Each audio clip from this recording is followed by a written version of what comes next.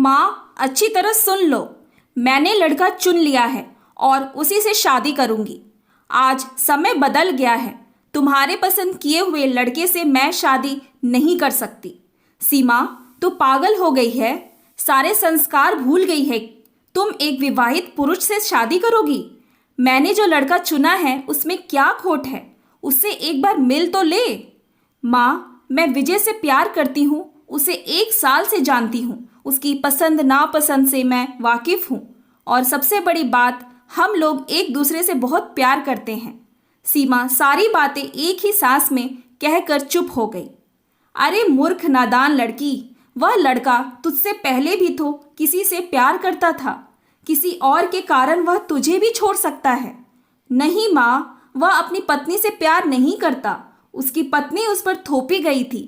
नौकरी के पहले ही घर वालों ने गांव की एक लड़की से उसकी शादी करा दी थी। उसकी पत्नी अनपढ़ है।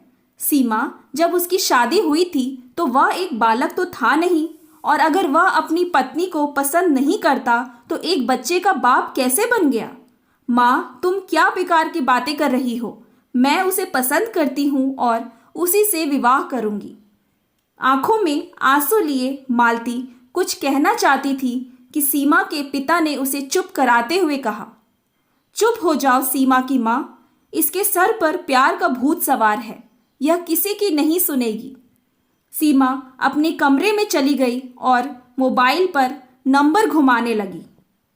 सुबह उठकर रोज की तरह ऑफिस जाने की तैयारी में व्यस्त हो गई। नियमानुसार अलमारी खोलकर पर्स वगैरह ठीक करने लगी। अचानक एक फाइल अलमारी से बाहर निकलकर नीचे गिर पड़ी। फाइल उठाकर देखा तो पाया कि उसके पापा की एक 12 वर्ष पुरानी फाइल है। फाइल देखकर उसकी आंखों के सामने 12 साल पुरानी घटना तैरने लगी। वह उस समय 12वीं कक्षा में थी। पापा के साथ नए क्वार्टर में शिफ्ट हुए थे। मेरे नीचे ललित नारायण मिश्र का क्वार्टर था। सहेलियों ने पहले ही कह दिया था कि वह एक दिल फेक इंसान है। बात आई गई हो गई। ललित नारायण मेरे पिता के अंडर में ही कार्य करता था। देखने में स्मार्ट था, अपनी उम्र से कम नजर आता था। एक बार पूजा में अपनी माँ के साथ मैं भी उसके घर गई थी। उसकी पत्नी मुझे बहुत अच्छी लगी। सीधी सादी, सलीकेदार, सुंदर महिला थी। माँ से पता चला वह अपनी पत्नी को पसंद नहीं करता था क्योंकि वह गंवार थी, उसे अंग्रेजी नहीं आती थी। मुझे ललित नारायण पर बड़ा गुस्सा आया था।